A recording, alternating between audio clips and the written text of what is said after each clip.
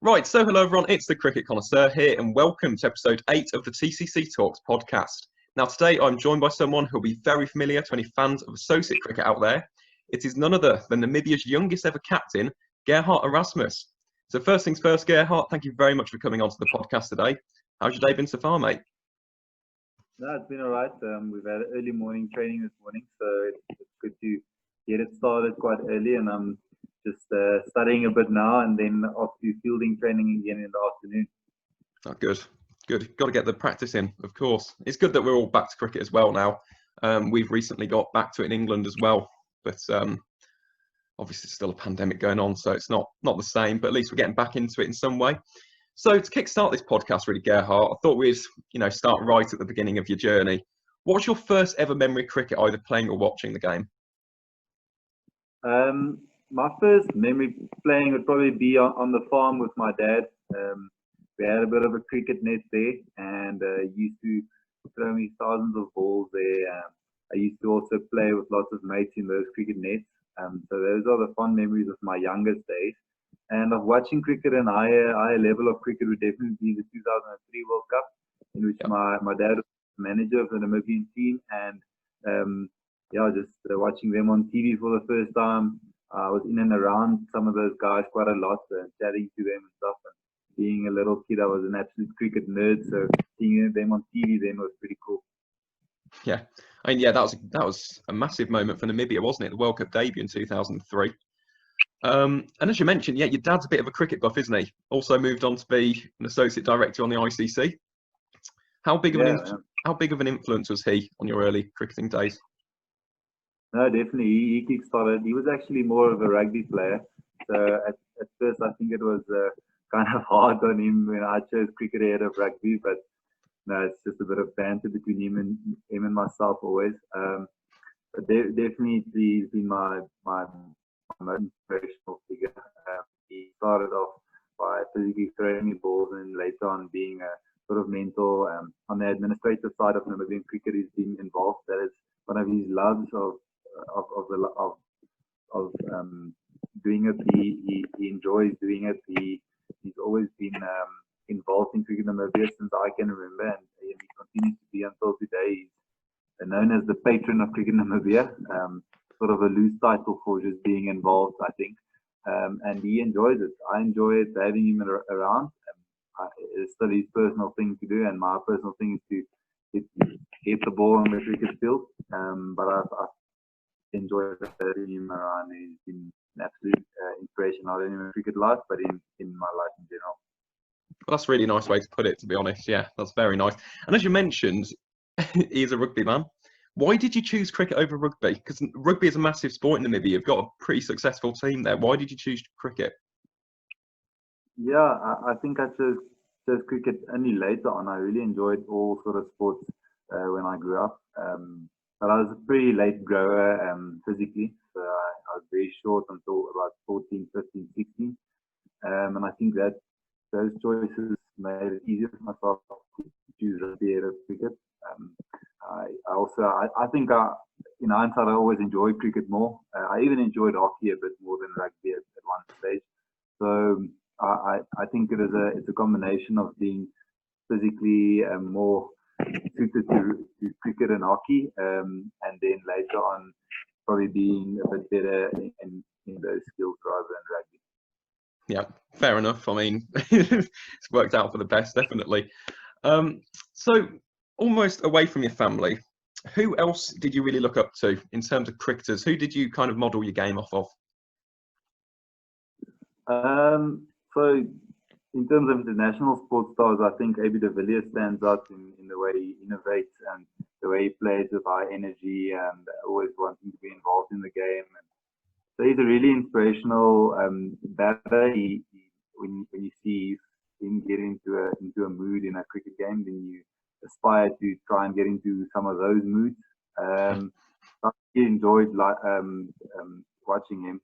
And the guys that I've played with must be Craig Williams. He's been around since I was about 13. Then he was coach of our under 13 team, and then later on, I was lucky enough to play with Craig in the national team. And from a young age, since I've been playing from 16 or so, he was one of the guys that you always look up to in the field, because he's quite a hard character and he doesn't stand back. So as a 16-year-old, then you want those guys on your side.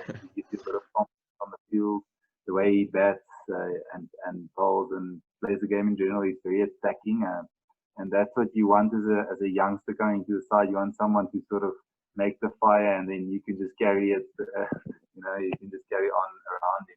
Sort of, you feel sort of protected. So in that way, he has helped me to make a career in international sport. He's definitely been on the field. He's been there for me. Yeah, I mean, absolute stalwart of that Namibia team. I mean, he's been there pretty much ever since I've been watching him. Yeah, always, as you mentioned, always in the game. Very, very, very involved. Now, you touched upon in there that you made your debut in 2011. You were 16, Namibia's youngest ever debutant. How did that feel to make your debut for your country? Yeah, I think it was probably a bit too early skills-wise, but I guess the coaching staff and whoever saw that they might have to add me on as an asset for the future, and they did that quite early. I don't have any regrets about making my debut. I mean, it's an opportunity that not many people ever had. So it really gave me lots of experience those first few years playing under older guys, and I think also getting to know the game and getting to know how to win and how to play international cricket, the mindset and the mental stuff around cricket. And I'm lucky enough to now at 24, 25 years of age already have mental battles that continue to go on in the field, and I think that those are the experiences I needed to succeed as a young captain. Yeah, of course. Well, yeah, we'll touch upon the captaincy pretty much now. Actually, I mean, youngest ever captain as well. There's a pattern here, isn't there, Gerhard? How did it feel to be named captain? Because that's a massive responsibility. How do you deal with the responsibility of captaining your own country? Yeah, I think I've always looked sort of seeked out that I've always liked to be captain. Obviously, when you're a young player in the age group levels, you think the best player tends to be the captain. So that has always given me the title, and I've never sort of known it without it until I had to play for the national team, and it took me a few years to get used to just being a player, if I'm honest. And I guess those few years were also were crucial in my experience and in my growing up terms, because I had to understand that I'm also a cricketer and a player, and I need to see my other disciplines apart from my captaincy. And now that I've found the balance, sort of, I see myself as a batsman when I'm batting, and a bowler when I'm bowling. When the ball goes in the air, I'm a fielder, and when I have to shot at someone on. So it's been great experiences. A young captain, obviously, the main thing for him is to be able to inspire his charges, to have everyone in the changing room behind him. I have a very close relationship with all of our team, at least. We are a very close bunch. Probably because we are so few cricketers in Namibia, but also because we've been really good at building our relationship personally and on the field. And I think those kind of relationships and the way you pull people together is the first thing you need to do as a leader. And as a young leader, that can often be a bit more tough than an older guy that naturally has a bit more authority. But I don't think authority is leadership. It's definitely showing the example and inspiring someone to follow you rather than expressly wanting to have the authority over people. So yeah, I think those balances I'm still learning day by day as a 25-year-old. But it's been a heck of a ride the last year or so with Division 2 cricket, with the World Cup qualifiers. I've had to come out of the pressure situations quite a lot, and it tested me, and I've had a very lucky year. Yeah, well, perfect. That brings me on to my next kind of point, actually. 2019, what a year that was for Namibian cricket. What would you say your proudest moment of 2019 was? Because as you mentioned, there were loads it was a ridiculously good year for the Eagles. So what do you pick out as almost the highlight of that year? It must probably on the field. It must be the qualifying for the 2020 T20 World Cup. It was quite a proud moment on that field against Oman in that huddle. The one where our coach was celebrating the last wicket before we actually took the catch.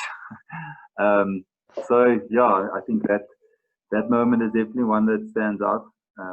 But many others, and off the field, many others also stand out. It's little things that come together as a team culture that, as a leader, sort of stands out a bit more for me than just the amazing things you do on the field. So,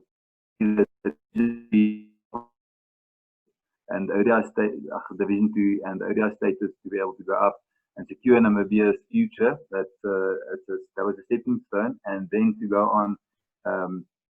We had a bit of a tough ride in the USA with us losing our first ODI game on our first tour, and we had a few issues to iron out, and culturally we came through there, and then again the T20 World Cup qualifier we had to come through again to being 0 in 2 games, and we had yeah, so it was a really special year. All in all, I think the achievements on the field were very much due to just the culture that we had created off the field. Yeah, definitely. What would you say your particular highlight was, though? Because you played a lot of good performances in 2019. What do you say is your favourite one? I guess on the field, I would have to say my innings against probably against Kenya and against Singapore. Those two combined were very special innings. We couldn't lose another game, otherwise we'd be more or less out of the T20 World Cup. And we had our television games scheduled in, so there's better extra pressure. We had we had some guys that weren't firing, and I felt in good form all along, but it's something had to click, and I think it was just a mental switch that needed to come of using the pressure that we were under, and I just something just clicked when we walked into Dubai Stadium as compared to the ICC Stadium, and I felt really good, and all the games I played there, I ended up doing really well. So on a personal level, that was quite satisfying. Well, yeah, I mean that Kenya game in particular, I remember that quite well. So I was watching a university. Bernard Schultz got 4 for, didn't he? It was absolutely tearing through the Kenyans. In that game, you got 50. Yeah, thoroughly enjoyed that game. That was a good day at university. So we've talked about the proud moments. We've obviously talked about the high points. Obviously, in cricket, there's also low points, Gerhard. So what would you say has been the toughest moment of your career so far? Back to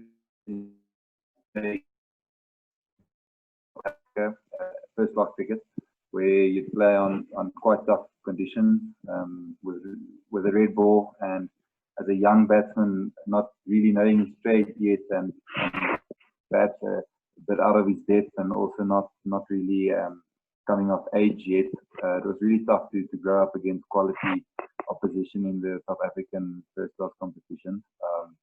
Often you would find playing in tough conditions against the attack with Mashan Lange and Zafir and then another gun seamer to back then those two up, and those are the years where you really had to learn, and you got a lot of mental battles to go through, and somewhere I always believe that in life those would pay off, because at the time it wasn't nice. You were a very young team.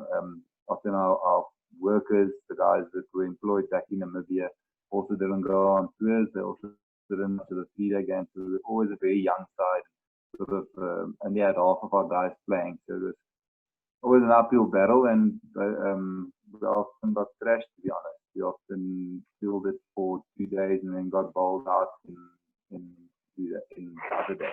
So that wasn't nice. It was obviously at times it was. You didn't think it was good for your mental space or for your cricket development, being 17, 18 years old and getting tested all the time.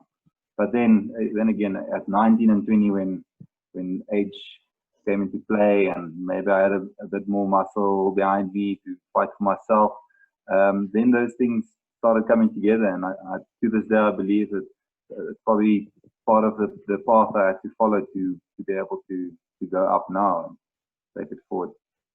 Yeah, that's a really good way of looking at it. How do you deal with those tough moments though? Like as you mentioned, getting skittled. I mean, that could happen in a game nowadays, couldn't it? You could get out for less than 10, your team could obviously get hammered. How do you actually deal with those low points? Yeah, cricket is like that. You one day, I mean, in the tour in January, we scored 320 in one day and got bowled out 92, and that's cricket for you, and that's life for you. You could in business, you can make a big deal, yeah, and then the next day you can be down again. So it happens. I guess it's just about making sure that you don't fall too far, that you can't recover back. You got to stay sort of in a good space, and you've got to sort of fight your battles within yourself. Be honest with yourself, but don't overthink it, because at the end of the day, cricket is not life and death, but it is just life at the moment. So it's really tough. Cricket can be mentally tough, and we've seen all of the mental battles that international cricketers have had over the years, like the Jonathan Scotts and those guys. The constant pressure you're under.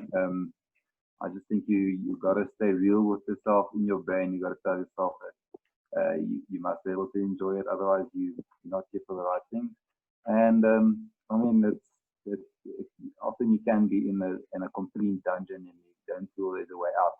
But then you just got to know that it's one of those things that can make you stronger in the future, and you can use it. So getting that positive light out is the first thing you can do. Well, that is wonderful advice for any young cricketers out there as well. I mean, you can't really dwell on the bad moments, because it's very much a rollercoaster game, isn't it? Cricket, it's very up and down. It's never really an even keel, unfortunately, the game of cricket. But obviously, as an associate player, you do have different pressures to, as you mentioned, Jonathan Trott is an England player, because with associate cricket, your performances can genuinely shape the future of your country's performances. So how do you deal with the pressures of associate cricket? For example, in that World Division 2, if you lost that, you would have no ODI status. It means less games, less opportunities, less careers potentially in the future as well. How do you deal with those pressures? Yeah, that's one of that tournament is the one that for the associates is an absolute horrible one. As you know, what's at the other end. It's obviously it's not much about it's money and it's opportunity and it's kids' future. So you know what's at the other end. And we've had a few of those. We've come up short in two of those, and that hasn't been nice experiences. And then luckily in last one we managed to just come together and play a full tournament, quality cricket, and we managed to win it. And once we had that feeling, I think everyone was so relieved.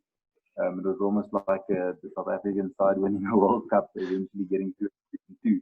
So yeah, those pressures, the pressure of not playing many games, of not having many fixtures in the social world, those things is continuously on our minds. Guys have to think about their futures, about getting employed, perhaps about studying. It's not always the best place to be in, but you gotta follow some of your dreams. And at the end of the day, I think if it's one of your best dreams, and if you really love it, then you'll probably do anything to pursue it. So that's what many guys have done in our team. And yeah, that people don't actually always understand those kind of feelings, but it brings also with it great satisfaction when it's done. Well, yeah, definitely. And especially, I mean, that T20 World Cup, when that takes place, that's going to be a monumental moment for Namibian cricket. And I wish the boys the best of luck, I really do. So with regards to the future of Namibian cricket now, what would you like to achieve with the remainder of your career for Namibia? Yeah, I think this year's been so uncertain, so I don't like to think 4 or 5 years ahead. I wanted to think about only this year, and we had some amazing fixtures coming up to be able to take cricket Namibia forward. We had some nice sponsors coming on board. But for the next period, I think it's if we get back to playing cricket now, it's about getting our momentum back again. We had some nice momentum throughout the last 2 years. As a team, we got to get that back. We got to get on a winning roll again. Hopefully, a few of the guys can also individually perform really well in big tournaments. So to make a career out of cricket. And that's more or less all I'm looking at now. If I look too far, I'll be distracted. But obviously, if I have to name a few goals, it would be to qualify for another T20 World Cup, perhaps 50 of a World Cup. It would be to get into cricketing leagues and becoming a full-time professional cricketer in the world. That's obviously for all of our individual guys in the team. It's a goal. They want to make cricket a living, and if they can do that, then they definitely will. They love cricket, and the opportunities around the world, although scarce for associates, is there. And I think these big tournaments like a T21 coming up is the one you want to make your mark in and try and do that. Well, yeah, and all it takes is one win. That's all it takes. One win, get through the initial group stage, beat one of the full members. I mean, look at Kenya in 2003. Everyone remembers that. Steve Tickolo and the Kenyans. Bermuda as well. Dwayne Leverock's catch against India, getting rid of Utapa. Yeah, associate nations do bring those kind of special moments, don't they, to major tournaments. So with regards to some of your squad mates now, Gerhard, who do you think is someone to really look for the future? Because there are quite a few good young players in that Namibia squad. Who do you think is one to look out for? Yeah, I really like the development of Ben Chikongo, one of our youngest bowlers. He's come up in leaps and bounds, and he's only 19, 20 this year. So he can really be one of the inspirational bowlers in cricket Namibia. He's one of those guys that will really, he brings a lot of energy. So people watching at home, they'll start following him. And I think if he can continue on his upward trend, if he continues gathering pace as he does at the moment, his skill development goes up with games and with the exposure he gets, then he'll definitely be able to play good cricket around the world. So I'm really looking forward to him and to help him on that road. That's good. And yeah, I definitely agree. Ben's a very, very good young seamer. Had a good T20 World Cup qualifier as well. So almost to wrap this podcast up now, Gerhard, what do you think Namibia needs to do to kind of take the next step? As you mentioned, you want to achieve that 50 over World Cup. You want to be more consistent in T20 World Cups. What do you think needs to be done in Namibia itself for that to actually happen? Yeah, we obviously need more. We need more cricketers. It's a struggle to get the game to Namibian people here. We're a very small country of only 2.5 million population. So that's getting our player base bigger is a continuous struggle. In saying that, I also think the team itself is good enough cricketers to inspire that and to make people come watch cricket. The board and the office workers and the administration have done a really brilliant job the last few years of branding our Eagles brand and really getting cricket's name out there. Sponsors have come on board in leaps and bounds, and that's been brilliant to see. It's a shame we couldn't test that this year and sort of give everyone what they wanted this year. But again, I think we can sort of gather that momentum again next year, and hopefully if our pictures are packed again somewhere, we can spread the game to the people. Yeah. Well, yeah, and I wish you all the best of luck. I really do. I do like Namibia, one of my favourite associate nations.